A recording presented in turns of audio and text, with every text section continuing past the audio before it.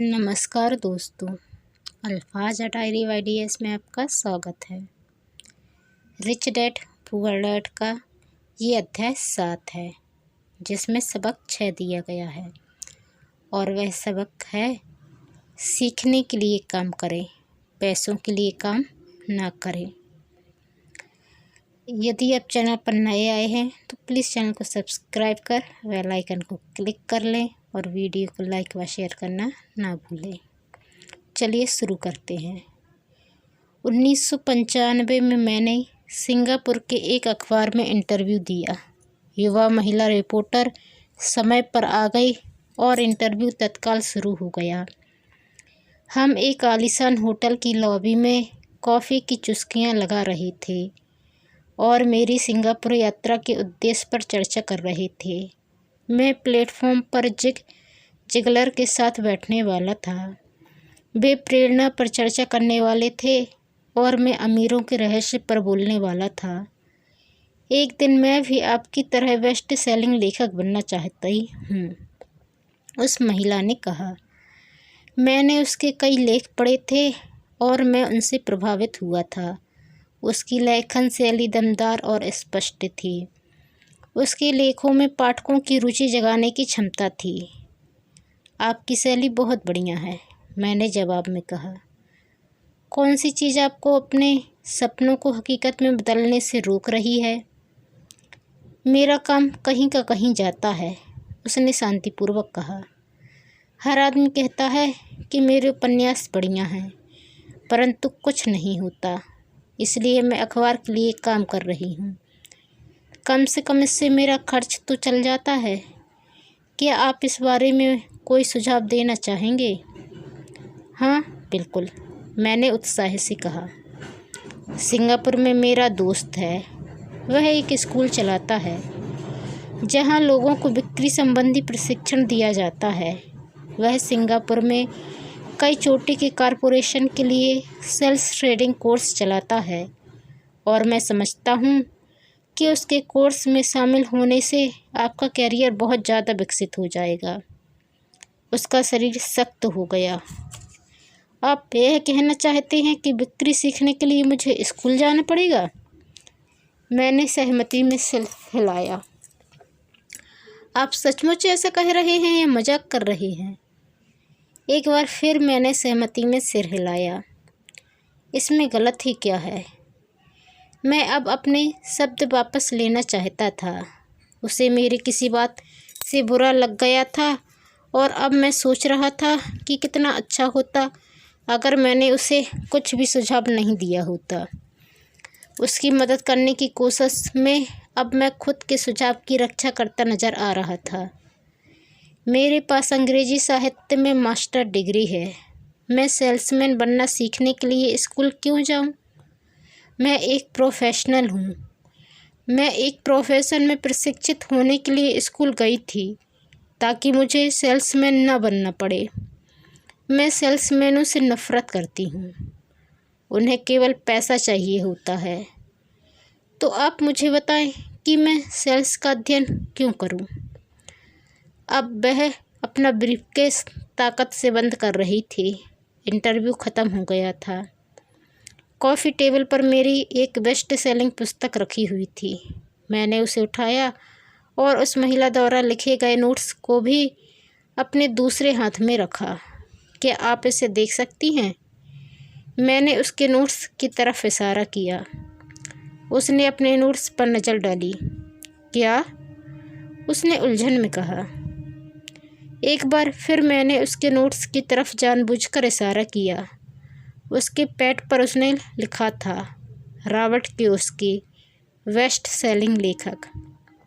यहाँ पर best selling लेखक लिखा हुआ है, ना कि बेस्ट राइटिंग लेखक। उसकी आंखें तत्काल फैल गईं। मैं बहुत बुरा लेखक हूँ। आप बहुत बढ़िया लेखिका हैं। मैं सेल्स स्कूल गया हूँ। आपके पास मास्टर डिग्री है। दोनों को इकट्ठा कर लें और आप एक बेस्ट सेलिंग लेखिका और बेस्ट राइटिंग लेखिका बन सकती हैं। उसकी आंखों में गुस्सा था। मैं कभी इतनी नीचे नहीं गिरूंगी कि बिक्री सीखने के लिए प्रशिक्षण लूँ। आप जैसे लोगों को तो लिखना ही नहीं चाहिए। मैं एक प्रोफेशनल लेखिका हूँ और आप एक सेल्समैन हैं। यह सही नहीं है। उसने अपने बाकी के नोट्स भी समेट लिए और वह सिंगापुर की उस नम सुबह में तेज़ी से बाहर चली गई। कम से कम उसने अगले दिन मुझे एक अच्छा कवरेज दिया। दुनिया स्मार्ट, गुणी, शिक्षित और प्रतिभा संपन्न लोगों से भरी हुई है। हम उनसे हर दिन मिलते हैं। वे हमारे चारों तरफ हैं। कुछ दिनों पहले मेरी कार में कुछ गड़बड़ आ गई थी। मैं एक गैरेज में गया और युवा मैकेनिक ने उसे कुछ मिनटों में ही ठीक कर दिया। इंजन की आवाज़ सुनकर ही उसे समझ आ गया था कि गड़बड़ कहाँ थी। मैं हैरान था। दुखद सच तो यह है कि प्रतिभा ही पर्याप्त नहीं होती। मुझे लगातार यह देख देख कर झटका लगता है कि प्रतिभा संपन्न लोग कितना कम कमा पाते हैं। मैंने अभी हाल ही में सुना है कि 5% से भी कम अमेरिकी एक साल में $1 लाख से ज़्यादा कमा पाते हैं। मैं ऐसी प्रतिभाशाली और उच्च शिक्षित लोगों से मिला हूँ जो एक साल में $20,000 से भी कम कमा पाते हैं। मेडिकल व्यवसाय में विशेषज्ञता रखने वाला एक व्यावसायिक सलाहकार मुझे बता रहा था कि कितने डॉक्टर, दंत चिकित्सक और दूसरे लोग पैसे की समस्या से जूझ रहे हैं। और मेरी सोच यह थी कि एक बार डॉक्टर बनने के बाद तो पैसा उनके घर बरसने लगता होगा। इस व्यावसायिक सलाहकार ने मुझे एक बढ़िया वाक्य दिया। वे भारी दौलत से सिर्फ एक दक्षता दूर हैं। इस वाक्य का यह मतलब है कि ज़्यादातर लोगों को केवल एक और दक्षता सीखने की ज़रूरत होती है और इसके बाद उनकी आमदनी अपने आप बहुत ज़्यादा बढ़ जाएगी। मैं यह पहले ही बता चुका हूँ कि फाइनेंशियल बुद्धि अकाउंटिंग, निवेश, मार्केटिंग और कानून का समन्वय है। इन 4 तकनीकी दक्षताओं को मिला दें और पैसे से पैसा बनाना ज़्यादा आसान हो जाएगा। जब पैसे की बात आती है तो ज़्यादातर लोगों में केवल ज़्यादा कड़ी मेहनत करने की दक्षता होती है। दक्षताओं के समन्वय का एक अच्छा उदाहरण अखबार की उस रिपोर्टर का है। अगर वह सेल्स और मार्केटिंग के क्षेत्र में दक्षता हासिल कर ले तो उसकी आमदनी हवा से बातें कर सकती है। अगर मैं उसकी जगह होता तो मैं एडवर्टाइज, कॉपीराइटिंग और सेल्स के कोर्स में शामिल हो जाता। फिर अखबार में काम करने के बजाय मैंने किसी एडवर्टाइजिंग एजेंसी में नौकरी खोजी होती। चाहे इस काम में वेतन कम भी मिलता, परंतु इससे वह यह सीख जाती कि सफल एडवर्टाइजिंग में प्रयुक्त होने वाले शॉर्टकट का प्रयोग किस तरह होता है। उसे अपना कुछ समय जनसंपर्क में भी देना होता, जो एक महत्वपूर्ण दक्षता है। वह यह भी सीखती कि मुफ्त प्रचार में किस तरह लाखों कमाए जाते हैं।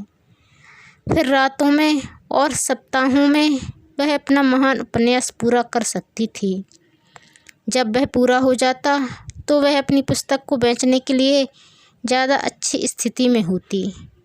फिर कुछ ही समय में वह एक बेस्ट सेलिंग लेखिका हो सकती थी।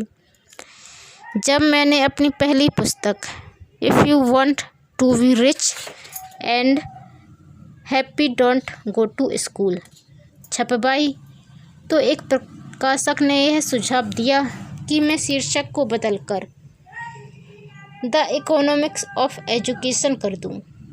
मैंने प्रकाशक से साफ कह दिया कि इस तरह की शीर्षक से पुस्तक की कुल 2 प्रतियां ही बिकेंगी।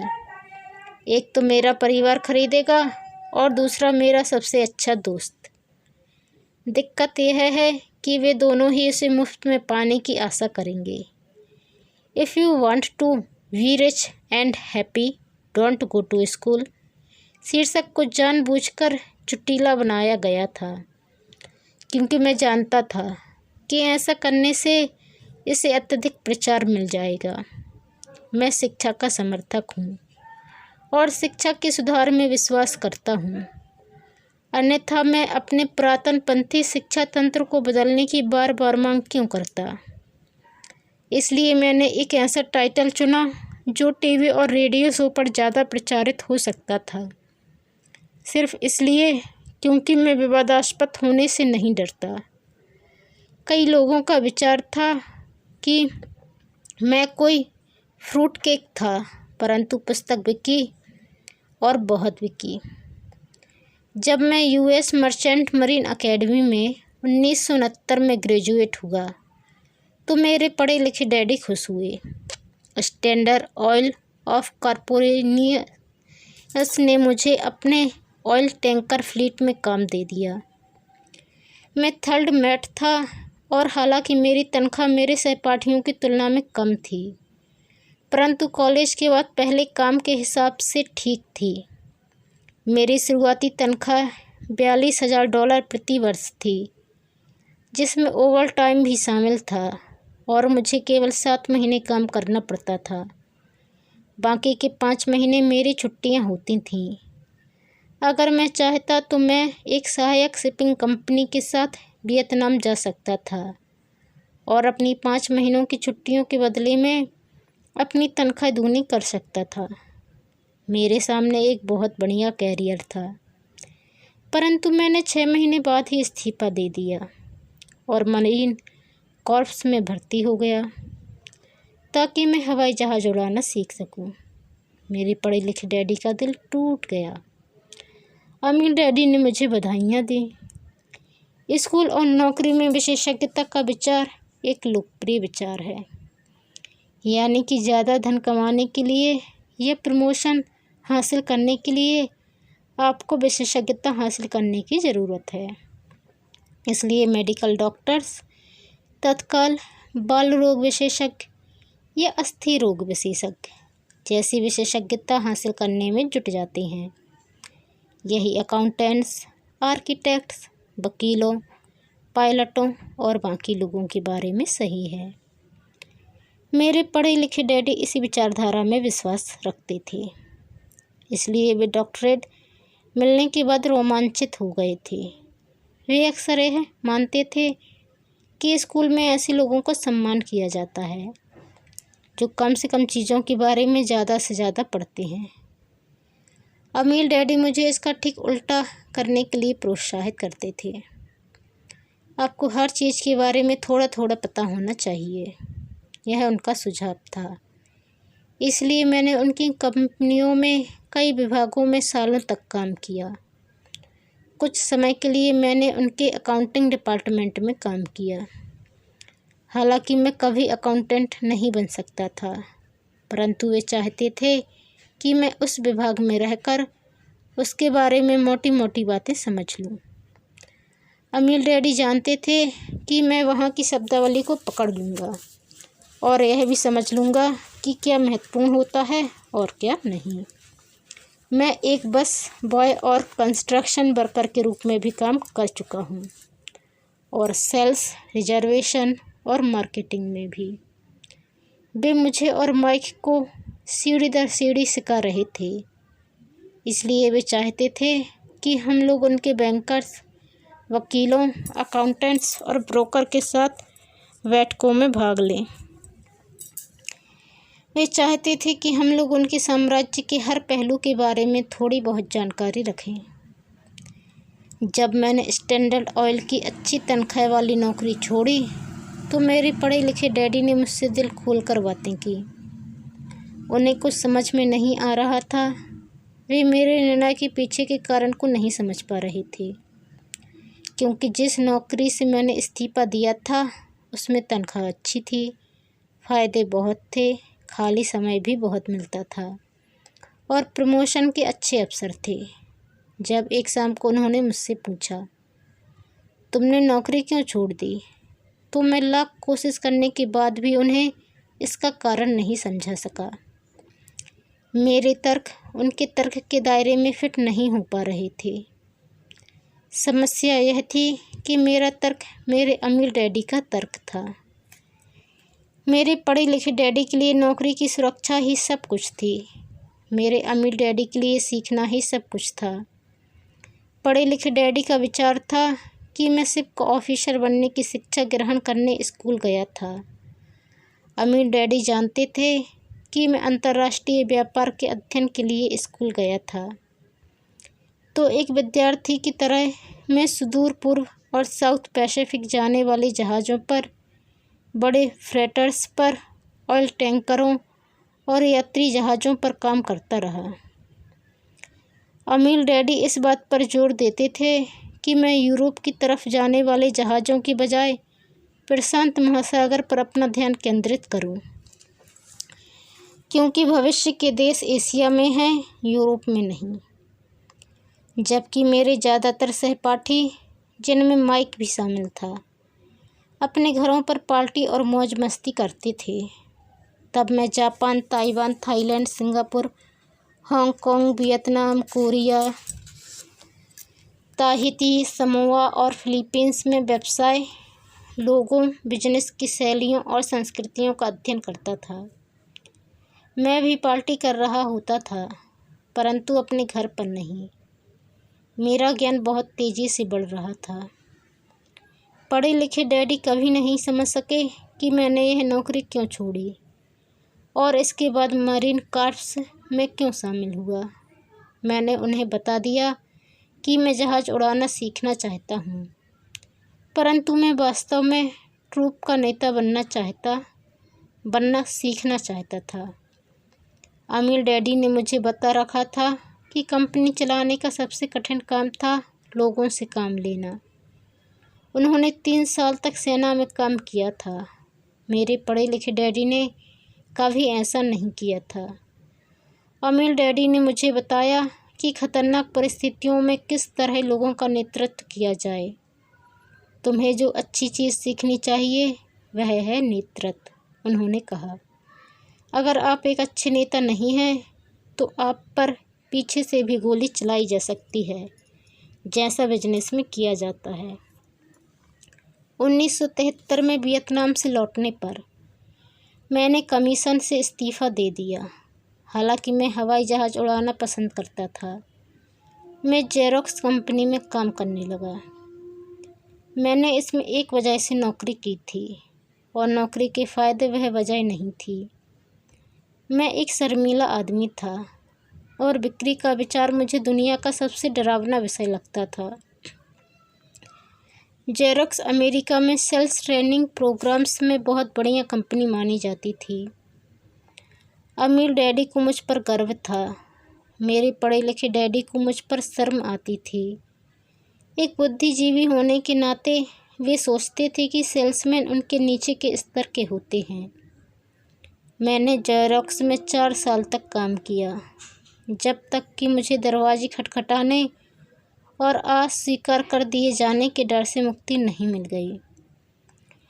एक बार मैं विक्रय में चोटी के 5 लोगों के लगातार आने लगा तो मैंने एक बार फिर इस्तीफ़ा दे दिया और आगे बढ़ गया। एक बार फिर मैंने एक अच्छी खासी कंपनी के साथ अपना बढ़िया कैरियर छोड़ दिया था। 1977 में मैंने अपनी पहली कंपनी खोली। अमीर डैडी ने मुझे और माइक को कंपनियां चलाने का प्रशिक्षण दे रखा था, तो अब मुझे उन्हें स्थापित करना ही सीखना था। मेरा पहला उत्पाद था नायलॉन और ब्रेकलो का वॉलेट, जो फॉर ईस्ट में बनता था और समुद्री जहाज़ से न्यूयॉर्क में एक वेयरहाउस तक आता था।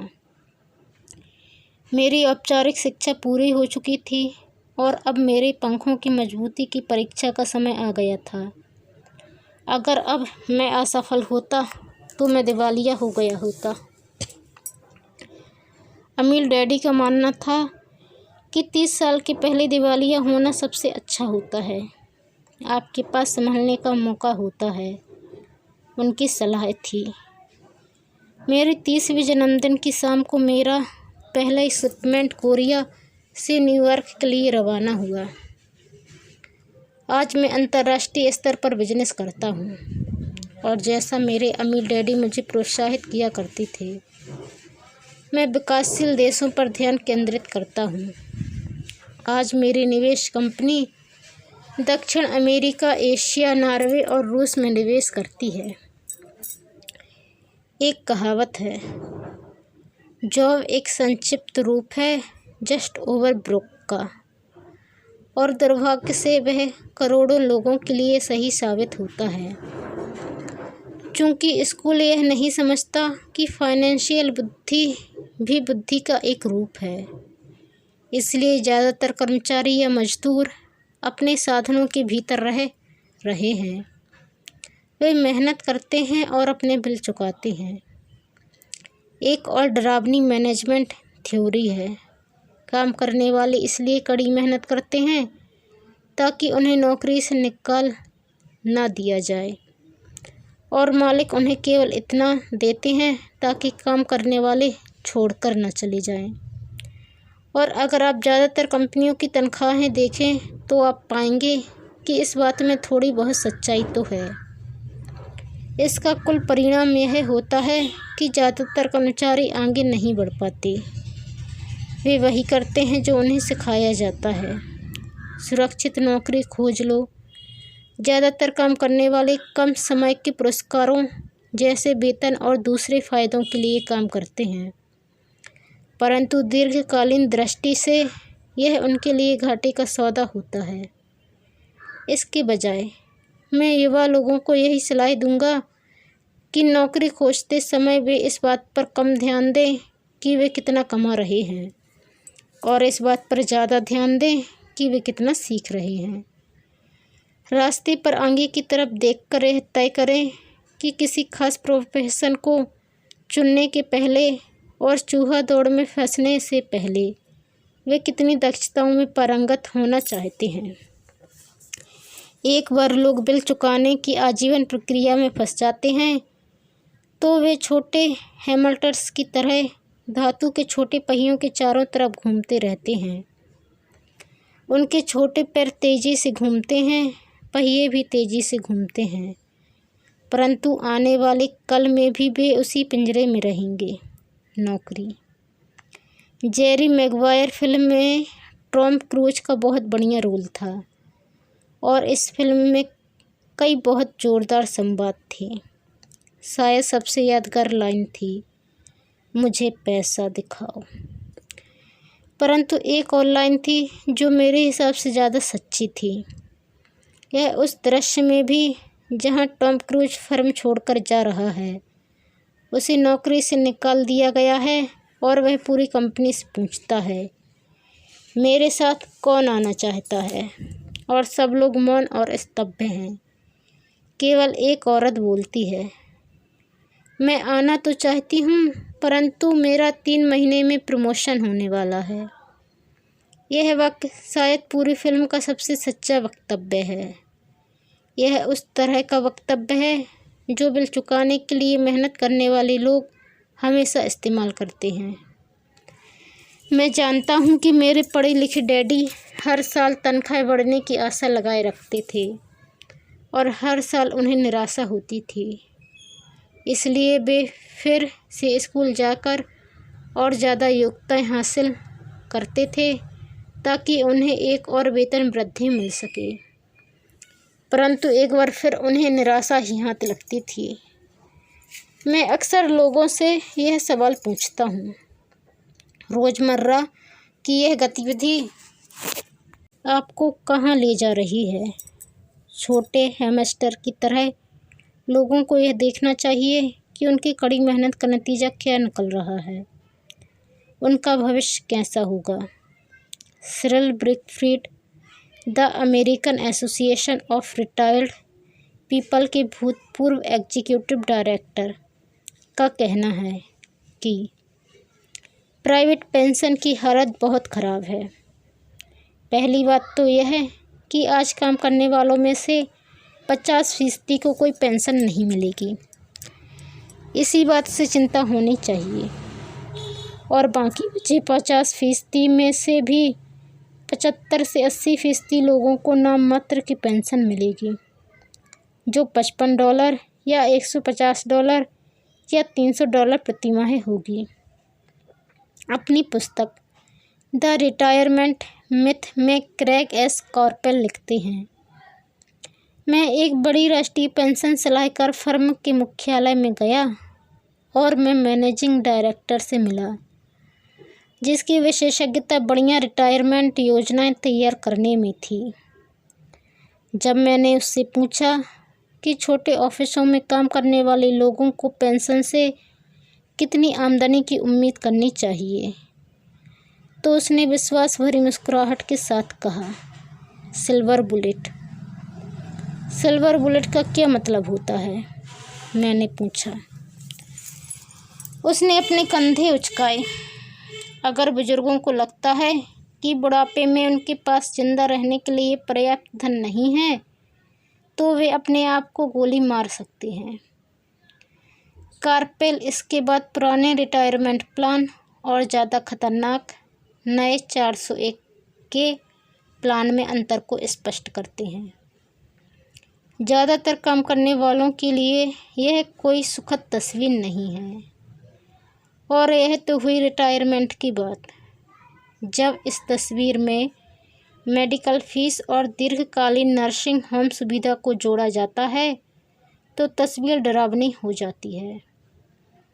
उनकी 1995 की पुस्तक में वे बताते हैं कि नर्सिंग होम की फीस $30,000 प्रति वर्ष से 1,25,000 डॉलर प्रति वर्ष है।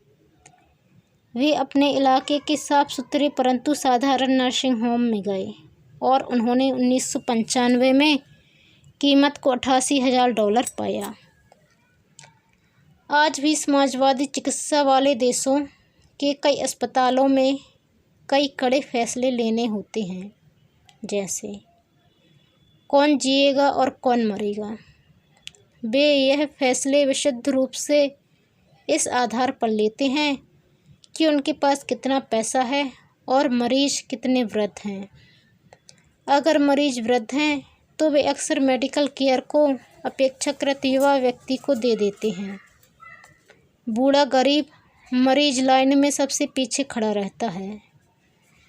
तो जिस तरह अमीर लोग बेहतर शिक्षा हासिल कर सकते हैं, उसी तरह अमीर लोग अपने आप को जिंदा भी रख सकते हैं, जबकि जिनके पास दौलत नहीं है वे मर जाएंगे।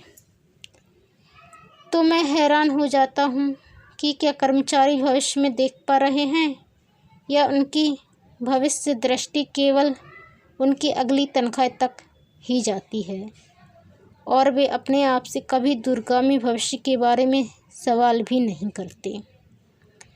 दोस्तों, इसके आगे का पार्ट दूसरे वीडियो में आएगा, क्योंकि यदि इसी में करेंगे तो वीडियो बहुत लंबा हो जाएगा।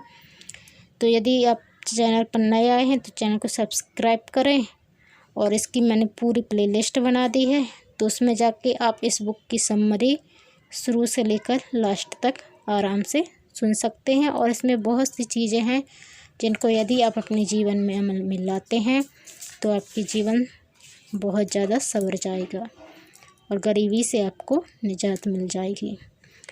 तो एक बार समय निकाल कर इस बुक की पूरी समरी को सुनिएगा और इसमें जो भी बातें बताई गई हैं उन्हें नोट करिए और उन्हें अमल में लाने की कोशिश करिए।